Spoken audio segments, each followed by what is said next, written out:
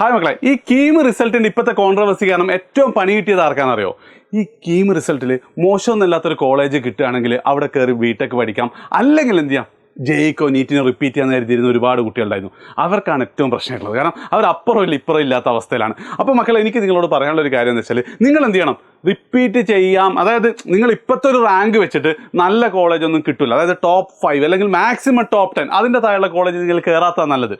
അങ്ങനെ കിട്ടൂല എന്നാണ് ഇപ്പോഴത്തെ റാങ്ക് വെച്ചിട്ട് നിങ്ങൾ എത്രയും പെട്ടെന്ന് എവിടെയെങ്കിലുമൊക്കെ റിപ്പീറ്റിന് ജോയിൻ ചെയ്യുക എന്നുള്ളതാണ്. എഡ്യൂപോർട്ടിൽ തന്നെ വേണമെന്നില്ല, ഏതെങ്കിലും സെൻറ്ററിൽ ജോയിൻ ചെയ്യുക. കാരണം നമ്മൾ ഓൾറെഡി ലേറ്റ് ആണ്, ഇനിയും എന്ത് ചെയ്തുകൂടാ, ലേറ്റ് ആയിക്കോട്ടെ. ഞാൻ എപ്പോഴും പറയുന്ന ഒരു ഡയലോഗ് ഉണ്ട്, the best time may be 1 or 2 months before, but the next best time is right now എന്നുള്ളതാണ്. അതാണ് ഏറ്റവും ആദ്യം പറയാനുള്ളത്. ഇനി ഓക്കെ, റാങ്ക് ലിസ്റ്റ് എന്തെങ്കിലുമൊക്കെ വന്ന് അവസാനം എന്ത് ചെയ്യാണ്, നിങ്ങൾക്ക് കുഴപ്പമില്ലാത്തൊരു കോളേജ് കിട്ടുകയാണെങ്കിൽ നിങ്ങൾ അവിടെ ജോയിൻ ചെയ്തോ. ഇവിടെ ചിലപ്പോൾ കുറച്ച് പൈസ പോയിരിക്കും, എന്നാലും എന്താണ്, നിങ്ങൾ ഒരു വർഷം വേസ്റ്റ് ആക്കുന്നതിനേക്കാൾ ഒരു മാസം കഴിഞ്ഞിട്ട് ജോയിൻ ചെയ്യുന്നതിനേക്കാൾ എത്രയും നല്ലതായിരിക്കും. അത് ഒന്നാമത്തെ പോയിന്റ് അതാണ്.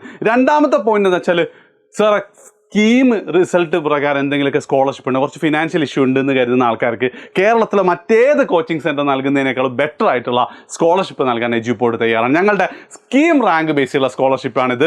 അതായത് നിങ്ങൾക്ക് 4000-ൻ്റെ ഉള്ളിലാണ് നിങ്ങളുടെ റാങ്കെങ്കിൽ നിങ്ങൾക്ക് ഫുൾ ഫ്രീ ആണ്, ഹോസ്റ്റലും ഒക്കെ സാധനങ്ങളും ഫ്രീ ആണ്. ഇനിയിപ്പം 6000 വരെയാണ് നിങ്ങളുടെ റാങ്കെങ്കിൽ നിങ്ങൾക്ക് ഹോസ്റ്റൽ ഫീ ഉണ്ടാവും. അതിൽ തന്നെ എന്താണ്, ഒരു 2000 rupees നമ്മൾ ഡിഡക്ഷൻ തരും. ഓക്കെ, ഇനിയോ 6001 മുതൽ 8000 വരെയാണെങ്കിൽ നിങ്ങൾക്ക് 100% കോഴ്സ് ഫീയും മെറ്റീരിയൽ ഫീയും ആണ്. ഹോസ്റ്റൽ ഫീയും രജിസ്ട്രേഷൻ ഫീയും നിങ്ങൾ കൊടുക്കേണ്ടി വരും. അതേപോലെ തന്നെ 10000 ആണെങ്കിൽ കോഴ്സ് ഫീ 100% എന്താണ് നിങ്ങൾക്ക് റെഡ്യൂസ് ചെയ്ത് തരും. അങ്ങനെ പോയി ഏറ്റവും അവസാനം 28,000 to 40,000 വരെയാണെങ്കിൽ എന്തുണ്ട്, നിങ്ങൾക്ക് ഒരു 10% സ്കോളർഷിപ്പ് ഞങ്ങൾ നൽകാൻ തയ്യാറാണ്. വീണ്ടും പറയാണ്, ഇനിയും ലേറ്റ് ആയിക്കൂടാ. ഇപ്പോൾ എഡ്യൂപോർട്ടിൻ്റെ കേസിൽ നമ്മളെ റിപ്പീറ്റർ ക്യാമ്പസ് ഓൾമോസ്റ്റ് എന്താണ് 100% ഫില്ലായിക്കൊണ്ടിരിക്കുകയാണ്.